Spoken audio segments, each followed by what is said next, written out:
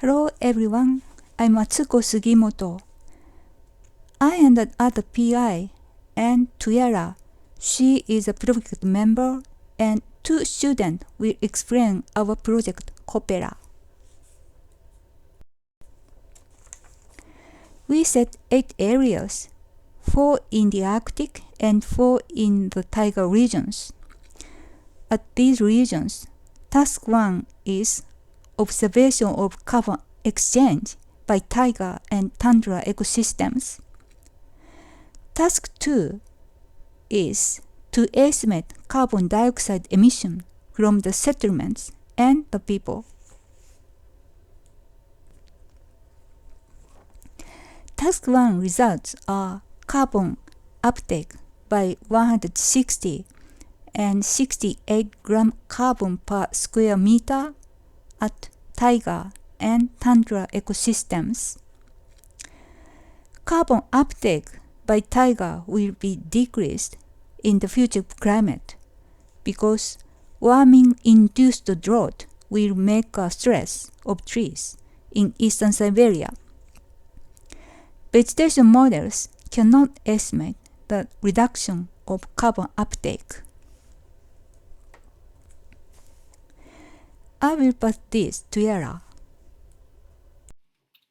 Hello, I'm Tyara Gavrileva, research professor of the Northeastern Federal University, Yakutsk, Russia. Main results of the second task. Carbon emissions at Sakha Republic, Yakutia, and also for taiga and Arctic regions were estimated.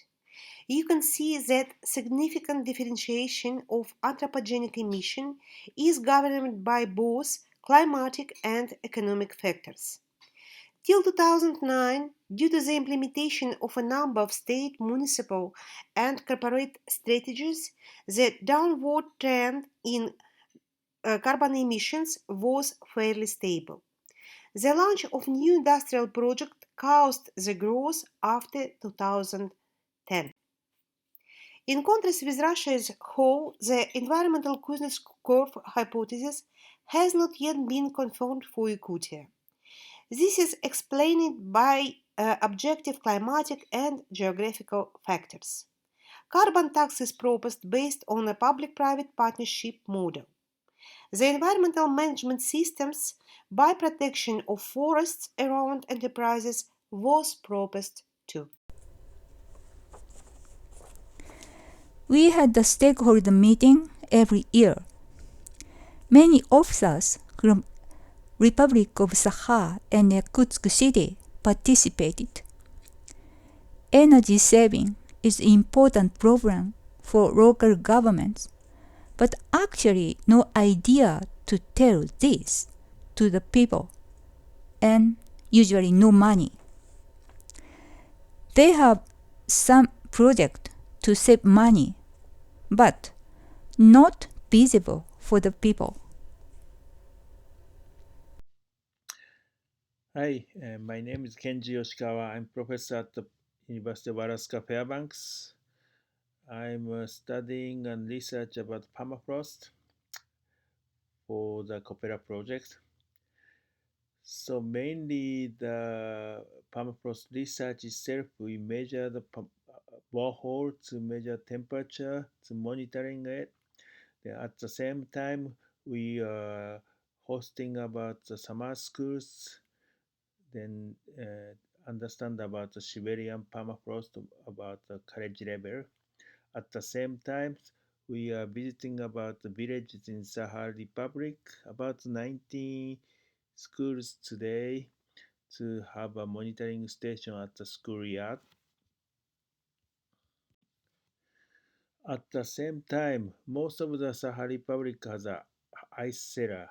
Ice cellar is a food or ice storage in underground in permafrost. Of course, in the future, any climatic problems, this ice cellar traditional system may change. Then we understand about the permafrost temperature, permafrost uh, situation right now. Then at the same time, we measure the temperature inside of cellar, most of the villages. hope in this all research and the younger student understand the permafrost in the future, come to the NEFU or other college to study permafrost for reading about the permafrost study in the future. Thank you. One of the goals of the COPERA is inspiring people and government and change their way of thinking. Saving energy is equal to saving money and resulted in saving environment. Future leaders are studying at the university, and after graduation, they are working for local and federal governments. So, inspiring young people is the best way to change the society. We started Sustainable Campus Project at Northeastern Federal University.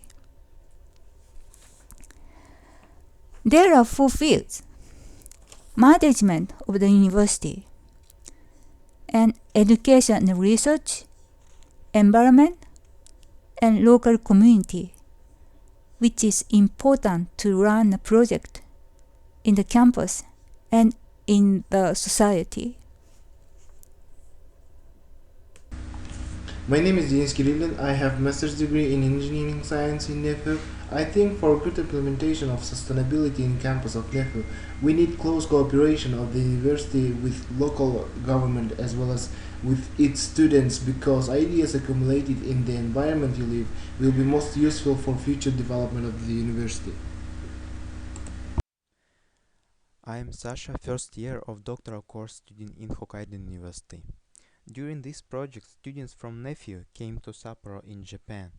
Since Hokkaido University in Sapporo implements the concept of sustainability, these trips show them how university takes measures on it. After these trips, students started to think how NEFU can solve waste problem using waste separation and recycling, can use alternative energy such as solar radiation and human power. So that's why cooperation and exchanging experience were very important during this project. Hello to everyone. I'm Mikhail Prисяжный, working in the Ministry of Education and Science of Republic of Sakha and NEFU. I want to say a few words about future steps of the development of our project, our multidisciplinary research groups.